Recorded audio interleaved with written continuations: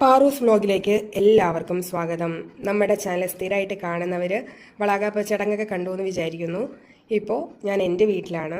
ഇനിയുള്ള വീഡിയോയിൽ ഞാൻ എൻ്റെ അമ്മയുടെ വിഭവങ്ങളും അവിടുത്തെ അമ്മയുടെയും മെർജ് ചെയ്തായിരിക്കും നമ്മുടെ ഇനി വരാൻ പോകുന്ന വീഡിയോ ഒക്കെ പോസ്റ്റ് ചെയ്യാൻ പോകുന്നത്. എല്ലാവർക്കും ഒരിക്കൽ കൂടി സ്വാഗതം. ഇന്ന് നമ്മൾ ഉണ്ടാക്കാൻ പോകുന്നത് സിമ്പിൾ ആൻഡ് ഒതൻറ്റിക് ചിക്കൻ ബിരിയാണിയാണ്. ആവശ്യമുള്ള സാധനങ്ങൾ എന്തൊക്കെയാണ്? ചിക്കൻ, ഒരു 1/2 കിലോ ചിക്കനുണ്ട്. അതിലേക്ക് ആദ്യം തന്നെ ഉപ്പിടുക. ഉപ്പ് ആവശ്യത്തിനുള്ള ഉപ്പ്, ആവശ്യത്തിന് മഞ്ഞൾപ്പൊടി കുറച്ച്, പിന്നെ കുറച്ച് മുളക് പൊടി, കുറച്ച് ഗരം മസാല, പിന്നെ നാരങ്ങ ഒരു പകുതി നാരങ്ങയാണ്.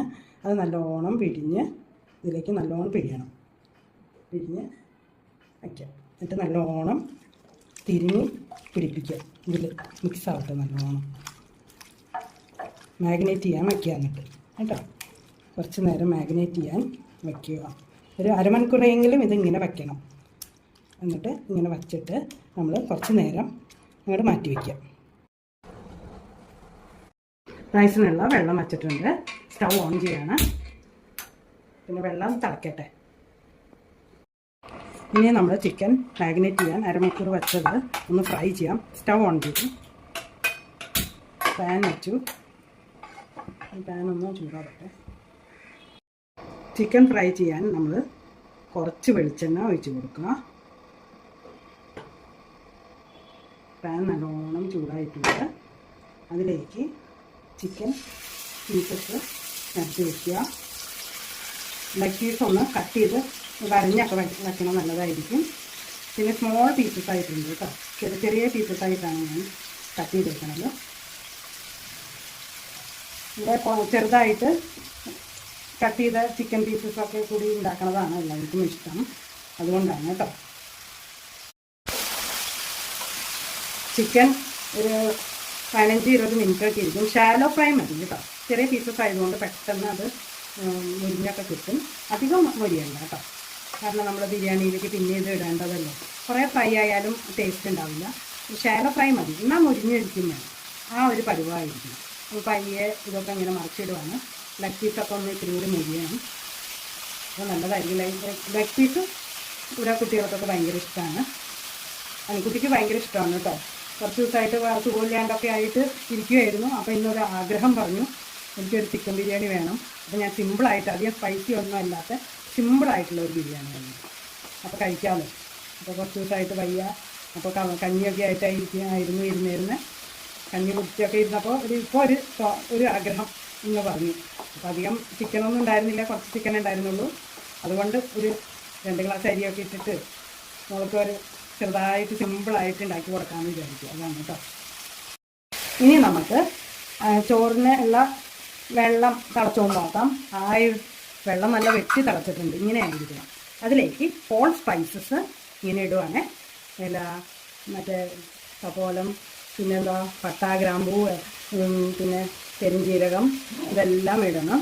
ചതച്ചു ഇടാം കേട്ടോ. പിന്നെ കുറച്ച് സവോള ഇതിലേക്ക്, കുറച്ച് വളരെ ഒരു പിടി മതി കേട്ടോ, ഇതിലേക്ക് ഇടും. പിന്നെ ഇഞ്ചി, വെളുത്തുള്ളി, പച്ചമുളക് ചതച്ചത് അതും ഇതിലേക്ക് ഇട്ട് കൊടുക്കുകയാണ്. നല്ലോണം വെട്ടി തിളക്കട്ടെ. ഇതിലേക്ക് ഞാൻ കല്ലുപ്പാണ് ഇടുന്നത് കേട്ടോ. കല്ലുപ്പ് ഇട്ടാലാണ് കറക്റ്റായിട്ടുള്ള ആ ഉപ്പൊക്കെ പിടിക്കുന്നത്. പൊടിപ്പിൽ അത്ര അങ്ങനെ ശരിയാവില്ല. പിന്നെ ഇതിലേക്ക് ഒരു പകുതി നാരങ്ങ പിഴിഞ്ഞൊഴിക്കുക. പിന്നെ കുറച്ച് വെളിച്ചെണ്ണയോ നെയ്യോ ഇതിലേക്ക് ഒഴിക്കാം. നെയ്യ് അധികം ഒഴിക്കണ്ട, കാരണം നമ്മളിത് ഫ്രൈ ചെയ്യാനൊക്കെ നെയ്യ് കൂടുതൽ ഉപയോഗിക്കുമല്ലോ. പിന്നെ ഇത് വാർക്കുമ്പോൾ, ചോറ് ഇതിലേക്ക് ഇട്ട് ഇത് വാർക്കുമ്പോൾ കുറേ നെയ്യൊക്കെ അങ്ങനെ പുറത്തേക്ക് പോകും. അതും നമുക്ക് പറ്റില്ലല്ലോ. അപ്പോൾ അതുകൊണ്ട് ഇത് വെട്ടി തിളക്കട്ടെ നല്ലതാണ്. ഒന്നും കൂടി നമ്മൾ വെട്ടി തിളക്കാനായിട്ട് വെച്ച് ഒരു 5 മിനിറ്റ് പോലും വേണ്ട, 2 മിനിറ്റ്. അതിലേക്ക് ഞാൻ അരി ഒരു 2 ഗ്ലാസ് എടുത്തിട്ട് കുതിർക്കാൻ വെച്ചിട്ടുണ്ടായിരുന്നു. ഇത് നോക്കൂ, ഇതിലേക്ക് ഇടുവാണേ. ഇങ്ങനെ വെട്ടി തിളച്ച വെള്ളത്തിലേക്ക് ഇങ്ങനെ ഇടുവാണ് കേട്ടോ. അപ്പോൾ ഇവിടെ ചിക്കൻ വറുത്തുകൊണ്ടിരിക്കുന്നു, ഇപ്പുറത്ത് റൈസിനുള്ള വെള്ളമൊക്കെ വെച്ച് അതൊക്കെ അരിയൊക്കെ ഇട്ട് അതൊക്കെ തിളയ്ക്കാൻ പോകുന്നു. വെള്ളം തിളച്ചു, നല്ല ഇനി ഇത് ചോറാകണം. ഞങ്ങൾ കൈമ അരിയാണ് ഉപയോഗിച്ചിരുന്നത്. നമുക്ക് ബസ്മതി അരി ആയാലും ഉപയോഗിക്കാം കേട്ടോ. ഏത് റൈസ് വേണമെങ്കിലും ഉപയോഗിക്കാം, അത് ഓപ്ഷനിലാണ്. ഇടയ്ക്ക് നമ്മൾ ഈ അരി ഒന്ന് നോക്കണം, അടി പിടിക്കാണ്ടൊക്കെ നോക്കണം. വേവൊക്കെ ഇടയ്ക്ക് ചെന്ന് നോക്കണം, ഇങ്ങനെ ഞെക്കിയൊക്കെ നോക്കണം. അത് പെട്ടെന്ന് വേവും ഈ അരി. ഈ കൈമരി എന്ന് പറഞ്ഞാൽ നല്ല സ്മെല്ലുള്ള നല്ല അരിയാണ്. ഇപ്പോൾ തന്നെ നല്ല സ്മെല്ല് വന്നു തുടങ്ങി. അപ്പോൾ നമ്മളത് ശ്രദ്ധിക്കണം വളരെ. ഇത് ഇട്ടിട്ട് അങ്ങോട്ടും ഇങ്ങോട്ടും പോകരുത്. ഒരു മാക്സിമം ഒരു 10 മിനിറ്റൊക്കെ വേവാ വരുള്ളൂ. അപ്പോഴേക്കും നമ്മളിങ്ങനെ ഞെക്കി നോക്കണം അരിയൊക്കെ വെന്തിട്ടുണ്ടോ. ഇത്തിരി കൂടി ആവാനുണ്ട്, അതുകൊണ്ട് അവിടെ കിടന്ന് വേവട്ടെ. ചിക്കൻ ഫ്രൈ ആയിട്ടുണ്ട്. ഇതേ നോക്കൂ, ഇത്രേ പാടുള്ളൂ. ഇനി നമുക്ക് സ്റ്റൗ ഓഫ് ചെയ്യാം. ഈ ചിക്കൻ ഫ്രൈ ആയ പീസസ് നമ്മളൊരു ബൗളിലേക്ക് മാറ്റുവാണേ. ഈ ചിക്കൻ ഫ്രൈ ചെയ്ത പാനിലേക്ക് തന്നെയാണ് നമ്മൾ ഇനിയുള്ള ഇൻഗ്രീഡിയൻസ് ആഡ് ചെയ്യാൻ പോകുന്നത്. അടുത്ത കറിക്ക് വേണ്ടിയിട്ടാണ് കേട്ടോ. അപ്പോൾ ആദ്യം തന്നെ ഇഞ്ചി, വെളുത്തുള്ളി, പച്ചമുളക് പേസ്റ്റ് ഇടുവാണേ. അതൊന്ന് വരണ്ട് നല്ലോണം ഈ പച്ചസ്വാദൊക്കെ പോകണം, അതുവരെ നമ്മളിത് വരക്കണം. ഞാനിതിലേക്ക് പൊടികളാണ് ഇനി ഇടാൻ പോകുന്നത്. ആദ്യം മഞ്ഞൾപ്പൊടി ഇത്തിരി കൂടുതലിട്ടാലും സാധിക്കില്ല. പിന്നെ മല്ലിപ്പൊടി 2 സ്പൂൺ, മുളക് പൊടി 1 സ്പൂൺ ഇട്ടാൽ മതി. കാരണം പച്ചമുളകാണ് ഇതിൽ കൂടുതൽ ചേർത്തേക്കുന്നത്, ഒതൻറ്റിക് അല്ലേ, അതുകൊണ്ടാണ്. ഇത് ചിക്കൻ മസാലപ്പൊടിയാണ്, അത് 1.5 സ്പൂണൊക്കെ ആണ്. പിന്നെ കുറച്ച് ഉപ്പ് നോക്കിയിട്ട് വേണം ഇടാൻ കേട്ടോ. അതൊക്കെ ഓരോരുത്തരുടെ ഇഷ്ടം പോലെ.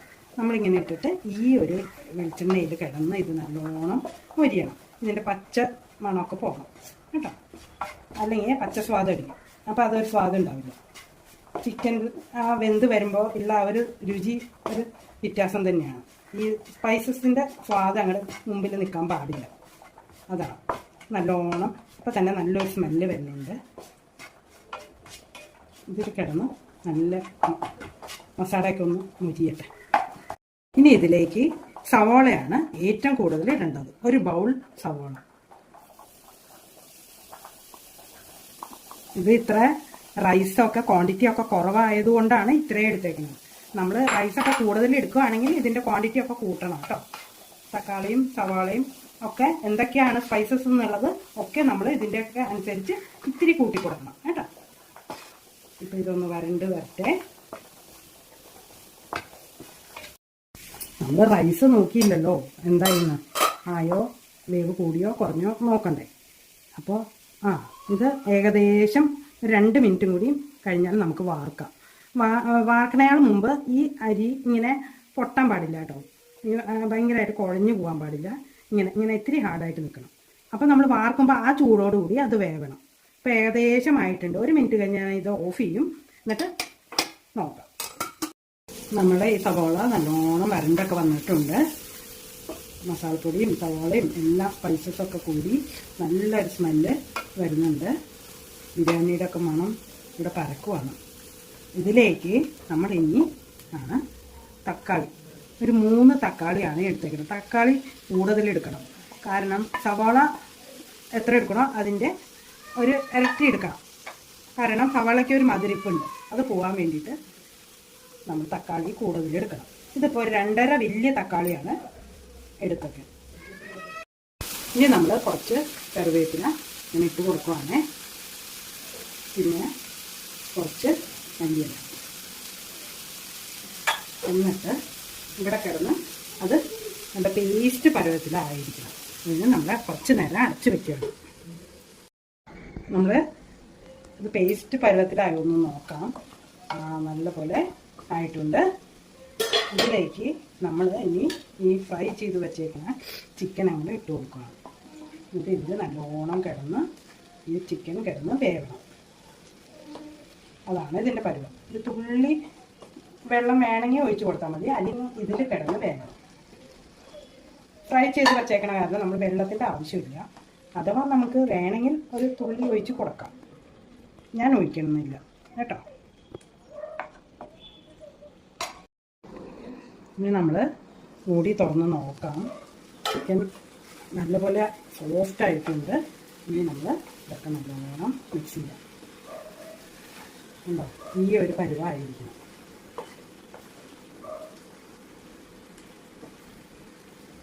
ഉണ്ടോ, ഇതിലെല്ലാം പീസസിൽ ഇത് പിടിച്ചിട്ടുണ്ട്. മസാലയൊക്കെ പിടിച്ച് നല്ലൊരു ഗ്രേവി ആയിട്ടുണ്ട്. ഇതായിരിക്കും ശരിക്കുള്ള ഒതൻറ്റിക് ചിക്കൻ ബിരിയാണിയുടെ ചിക്കൻ ഗ്രേവി.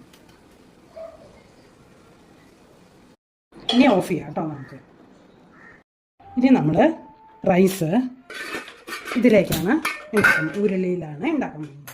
എപ്പോഴും ചൂട് കട്ടിയുള്ള ഒരു പാത്രത്തിലാണ് ഉണ്ടാക്കാൻ പാടുള്ളൂ കേട്ടോ. ആദ്യം തന്നെ ഉരുളി നല്ലോണം ചൂടായി, അതിലേക്ക് സ്റ്റൗ സിമ്മിൽ വെക്കണം കേട്ടോ. നെയ്യ് ഒഴിക്കുവാണേ, നല്ല പ്യുവർ നെയ്യാണ് കേട്ടോ, പ്യുവർ നെയ്യ്. ഇത് അനുക്കുട്ടിക്ക് ഉടക്കാൻ വേണ്ടിയിട്ട് മേടിച്ചതാണ്. ഡെയിലി ഒരു സ്പൂൺ മഞ്ഞൾപ്പൊടിയിൽ കഴിക്കും. നമ്മൾ ആദ്യം ഉരുളി വെച്ചു, ഉരുളി ചൂടായി, അതിന് ശേഷം നമ്മൾ 2 സ്പൂൺ നെയ്യ് ഒഴിച്ചു. അതിലേക്ക് ഹോൾ സ്പൈസസ് കുറച്ചിട്ട് കൊടുക്കുവാണേ. കുറച്ച് മതി, നേരത്തെ ഇട്ടിട്ടുണ്ട്, എന്നാലും ഇതിലൊരു ഫ്ലേവർ വരാൻ വേണ്ടിയിട്ട് നമ്മൾ കുറച്ചിട്ട് കൊടുക്കുകയാണ്. പിന്നെ കുറച്ച് സവാള, ഇനി ഒരു മൂപ്പിക്കുക.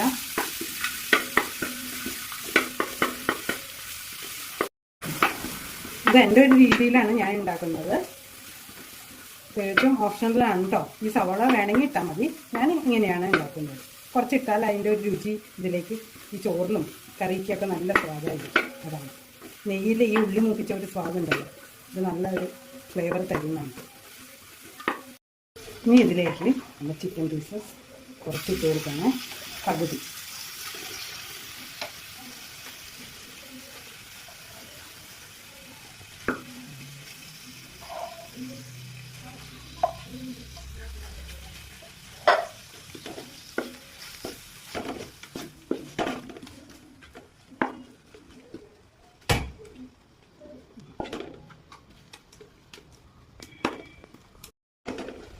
പകുതി ചിക്കൻ ആണ് ഇതിലേക്ക് ഇട്ടേക്കണത്.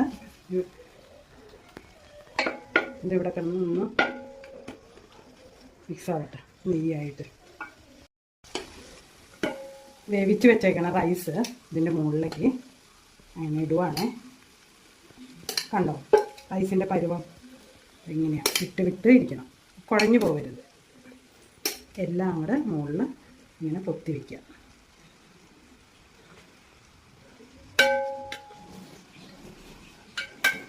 ഇത് കുറച്ച് സ്പൈസി ആയതുകൊണ്ട് നമ്മളിതിൻ്റെ മുകളിൽ സവാളയൊന്നും തോന്നുന്നില്ല.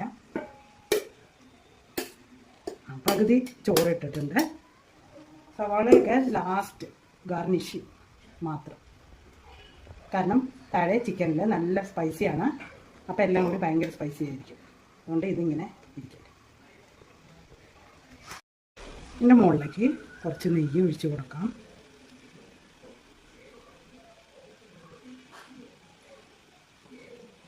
ഒന്നോ 2 സ്പൂൺ നെയ്യ് ഒഴിച്ച് കൊടുക്കാം കേട്ടോ.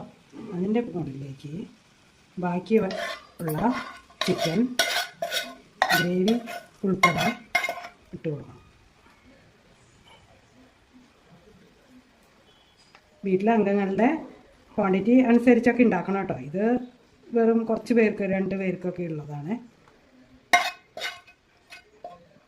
ഇങ്ങനെ തുടച്ചൊക്കെ ഇട്ട് കൊടുക്കണം, കാരണം ഭയങ്കര എക്സ്പെൻസീവാണ്, ഭയങ്കര സമയം എടുത്തിട്ട് ഉണ്ടാക്കിയതാണ് ഇത്.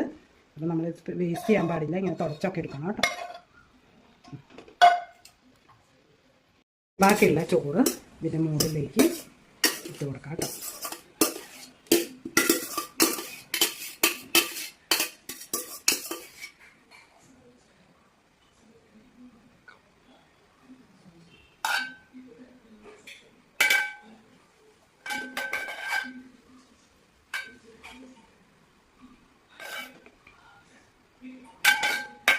ഇനി ഈ ചോറും ചിക്കനും എല്ലാം കൂടി അങ്ങോട്ട് ബ്ലെൻഡായി നല്ലൊരു ഫ്ലേവർ വരും. അതുവരെ സിമ്മിൽ നമ്മളിത് അടച്ച് നല്ല ഒത്തി അങ്ങോട്ട് വയ്ക്കണം. ഒരു 15 to 20 മിനിറ്റ്സ് ഇതിങ്ങനെ ഇരിക്കണം.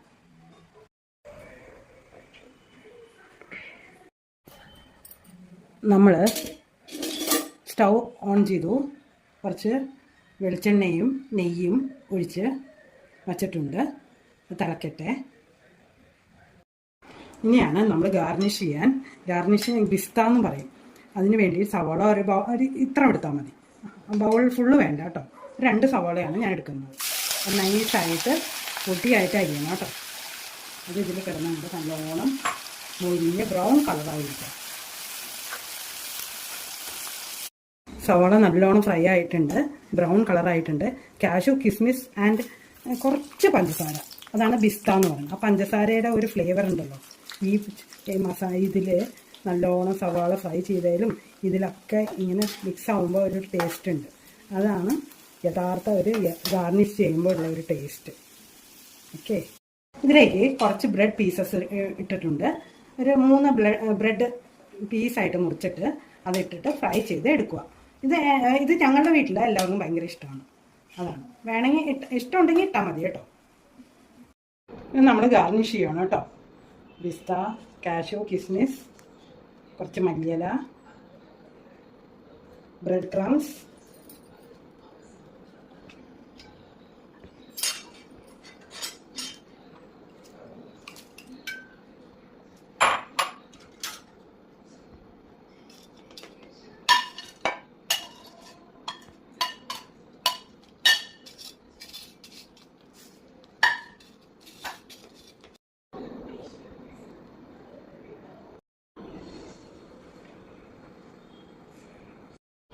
ഇനി നമുക്കൊന്ന് ഇളക്കി നോക്കാം.